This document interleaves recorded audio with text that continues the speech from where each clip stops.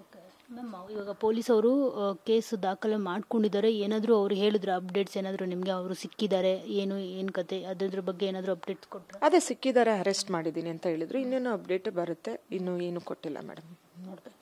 ಈ ಥರ ನಟಿಯರಿಗೆ ಜಾಸ್ತಿ ಈ ಥರ ಟಾರ್ಚರ್ಗಳು ಜಾಸ್ತಿ ತುಂಬ ಕೇಳಿಬರೋದು ಮ್ಯಾಮ್. ಅಫ್ಕೋರ್ಸ್ ಎಲ್ರಿಗೂ ಬರುತ್ತೆ, ಈಗ ಹೆಣ್ಮಕ್ಳಿಗೆ ಎಲ್ರಿಗೂ ಸಹ ಕೆಲವರು ಇಗ್ನೋರ್ ಮಾಡ್ತಾರೆ, ಕೆಲವರು ನಿಮ್ಮ ಥರ ಧೈರ್ಯವಾಗಿ ಮುನ್ನುಗ್ಗಿ ಕಂಪ್ಲೇಂಟನ್ನು ಕೊಟ್ಟು ಅವ್ರಿಗೊಂದು ಪಾಠವನ್ನು ಕಲಿಸ್ತಾರೆ. ಸೊ ಏನು ಹೇಳ್ತೀರಿ, ಜಾಸ್ತಿ ಕಲಾವಿದರಿಗೆ ಈ ರೀತಿ ಒಂದಷ್ಟು ಟಾರ್ಚರ್ಗಳು ಶುರುವಾಗುವಂಥದ್ದು? ಈಗ ಆಲ್ರೆಡಿ ನಮ್ಮ ಕಣ್ಮುಂದೆನೇ ಘಟನೆಗಳಿದೆ. ಸೊ ಇವತ್ತು ರೇಣುಕಾ ಸ್ವಾಮಿ ಇದೇ ಥರ ಮಾಡಿ ಸಾಕಷ್ಟು ಜನಕ್ಕೆ, ಅಂದರೆ ಪವಿತ್ರ ಗೌಡರಿಗೆ ಅಷ್ಟೇ ಅಲ್ಲ, ತುಂಬ ಜನಕ್ಕೆ ಮೆಸೇಜ್ ಕಳಿಸಿರುವಂಥದ್ದು. ಅವರು ಕೆಲವೊಂದು ಅವ್ರು ರಿಯಾಕ್ಟ್ ಮಾಡಿದ್ದಾರೆ, ಪವಿತ್ರ ಗೌಡ ಅವರು, ಬೇರೆಯವರು ಬ್ಲಾಕ್ ಮಾಡಿ ಸುಮ್ಮನೆ ಆಗಿದ್ದಾರೆ. ಸೊ ಇವತ್ತು ರೇಣುಕಾ ಸ್ವಾಮಿನೂ ಹೀರೋ ಆಗ್ಬಿಟ್ಟಿದ್ದಾರೆ, ಅಂದರೆ ಎಲ್ಲರೂ ಅವರಿಗೂ ಕೂಡ ಒಂದಷ್ಟು ಸಿಂಪತಿಯನ್ನು ಕೆಲವರು ತೋರಿಸ್ತಾರೆ.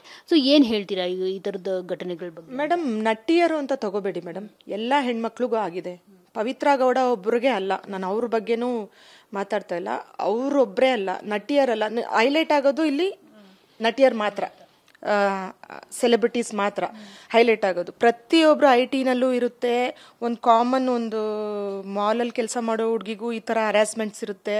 ಎಲ್ಲ ಬ್ರೇವ್ ಆಗಿ ಮುಂದೆ ಇನಿಷಿಯೇಟಿವ್ ಆಗಿ ತಗೊಂಡು ಬರಬೇಕು, ಕಾನೂನು ಪ್ರಕಾರವಾಗಿ ಹೋಗಬೇಕು, ಕಾನೂನನ್ನ ನಾವು ಕೈಗೆ ತಗೋಬಾರ್ದು, ಅಷ್ಟೇ ಹೇಳ್ತೀನಿ ಮೇಡಮ್, ಅಷ್ಟೇ. ಆಮೇಲೆ ನಟಿಯರಿಗೂ ಆರ್ಟಿಸ್ಟ್ಗಳಿಗೂ ಒಂದು ಪ್ರೈವೇಟ್ ಲೈಫ್ ಇರುತ್ತೆ. ನಾನು ಹೇಳೋದೇನೆಂದರೆ, ಈ ಸೋಷಿಯಲ್ ಮೀಡಿಯಾ ಯೂಸರ್ಸ್ಗೆ ಅವ್ರಿಗೂ ಪ್ರೈವೇಟ್ ಲೈಫ್ ಅನ್ನೋದಿರುತ್ತೆ. ಇದು ನಟಿಯರಂದರೆ ಎಲ್ಲದಕ್ಕೂ ರೆಡಿ ಇರ್ತಾರೆ ಅನ್ನೋ ಒಂದು ಕಾನ್ಸೆಪ್ಟ್ ಅವ್ರ ಮೈಂಡ್ ಸೆಟ್ಟಲ್ಲಿ ಇರುತ್ತೆ. ಸೊ ಕೆಲವ್ರದ್ದು ಅದು ನಾವು ಚೇಂಜ್ ಮಾಡೋಕ್ಕಾಗಲ್ಲ. ಯಾರು ಅವ್ರದ್ದು ಇದ್ರ ಐಡಿಯಲ್ಲಿ ಮೆಸೇಜ್ ಮಾಡಲ್ಲ, ಅವ್ರದ್ದು ಒರಿಜಿನಲ್ ಐಡಿಯಲ್ಲಿ ಮೆಸೇಜ್, ಫೇಕ್ ID 1000 ಕ್ರಿಯೇಟ್ ಮಾಡ್ತಾರೆ, 1000 ಮಾಡ್ತಾರೆ, ಅದಕ್ಕೇನು ಹೇಳೋಕ್ಕಾಗಲ್ಲ. ಬಟ್ ಇದು ಎಲ್ಲದಕ್ಕಿಂತ ಫ್ಯಾಮ್ಲಿನಲ್ಲಿ ಸಹಕಾರ ಮುಖ್ಯ. ಅವ್ರಿಗೆ ಏನಾಗಿದೆ, ಆ ಹೆಣ್ಮಗ್ಳಿಗೆ ಏನಾಗಿದೆ, ಅವ್ರ ಕಡೆಯಿಂದ ಬಂದು ಇನಿಷಿಯೇಟಿವ್ ಆಗಿ ತಗೊಂಡು ಅವ್ರ ಬಗ್ಗೆ ಮಾತಾಡಿ ಇದನ್ನ ಕಾನೂನು ಪ್ರಕಾರವಾಗಿ ಹೋಗ್ಬೇಕು, ಕಾನೂನು ಕೈಗೆ ತಗೋಬಾರ್ದು. ನಟಿಯರಿಗೆ ಅಂತಲ್ಲ, ಎಲ್ಲ ಫೀಲ್ಡಲ್ಲೂ ಇದೆ ಮೇಡಮ್. ಇದು ಎಲ್ಲ ಫೀಲ್ಡಲ್ಲೂ ಈ ಹರಾಸ್ಮೆಂಟು, ಸೆಕ್ಸುವಲ್ ಹರಾಸ್ಮೆಂಟು ಅನುಭವಿಸ್ತಾನೆ ಇದ್ದಾರೆ. ಎಲ್ಲರಿಗೂ ಹೇಳೋದಿದೆ.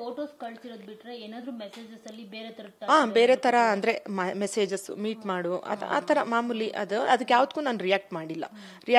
ನನಗೆ ಫೈನಲಿ ನನಗೆ ಮೆಂಟಲಿ, ಮಾನಸಿಕವಾಗಿ ಕಿರ್ಕುಳ ಅಂದಾಗ ನಾನು ಇದೆಲ್ಲ ಕೂತು ಮಾತಾಡಿ ಫ್ಯಾಮಿಲಿ ಜೊತೆಲಿ ನಾನು ಫರ್ದರ್ ಪೊಲೀಸ್ ಸ್ಟೇಷನ್ನಲ್ಲಿ ಕಂಪ್ಲೇಂಟ್ ಮಾಡೋ ಸ್ಟೆಪ್ ತಗೊಂಡೆ. ಮ್ಯಾಮ್, ಈಗ ಅಫ್ಕೋರ್ಸ್ ನಟಿಯರು ಮತ್ತು ಹೆಣ್ಮಕ್ಳು ಒಂದು ಫೋಟೋ ಹಾಕ್ದಾಗಲೇ ಅದಕ್ಕೆ ಸಾಕಷ್ಟು ನೆಗೆಟಿವ್ ನೋಡಿರ್ತೀವಿ, ಪಾಸಿಟಿವ್ ನೋಡಿರ್ತೀವಿ. ಯಾರಾದರೂ ಒಬ್ರು ನೆಗೆಟಿವ್ ಕಳಿಸಿದ್ರೆ ನಮಗೆ ತುಂಬ ಬೇಜಾರಾಗ್ಬಿಟ್ಟಿರುತ್ತೆ. ಅವತ್ತು ಇಡೀ ದಿನ ನಮಗೆ ಯಾಕೆ ಈ ಥರ ಆಯಿತು ಅನ್ನೋದೇ ನಮಗೆ ಒಂದಷ್ಟು ನಮ್ಮ ತಲೆಗೆ ಸ್ಟ್ರೆಸ್ ಆಗುತ್ತೆ. ಸೊ ಈ ಥರದ್ದು ಒಂದಷ್ಟು ಮೆಸೇಜ್ಗಳನ್ನು ನೀವು ನೋಡಿದಾಗ ನಿಮಗೆ ಎಷ್ಟು ಇದು ನಿಮಗೆ ಲೈಕ್ ತುಂಬ ನಿಮ್ಮನ್ನು ಮಾನಸಿಕವಾಗಿ ಕುಗ್ಸಿದೆ ಅಂತ? ಹೌದು ಮೇಡಮ್, ಕುಗ್ಸುತ್ತೆ ಅಂದರೆ ಸ್ಟಾರ್ಟಿಂಗ್ ಅವರು ಫೇಕ್ ID-ನಲ್ಲಿ ಮಾಡ್ತಾರೆ, ಅವ್ರದ್ದು ಒರಿಜಿನಲ್ ID-ನಲ್ಲಿ ಯಾರು ಮಾಡಲ್ಲ.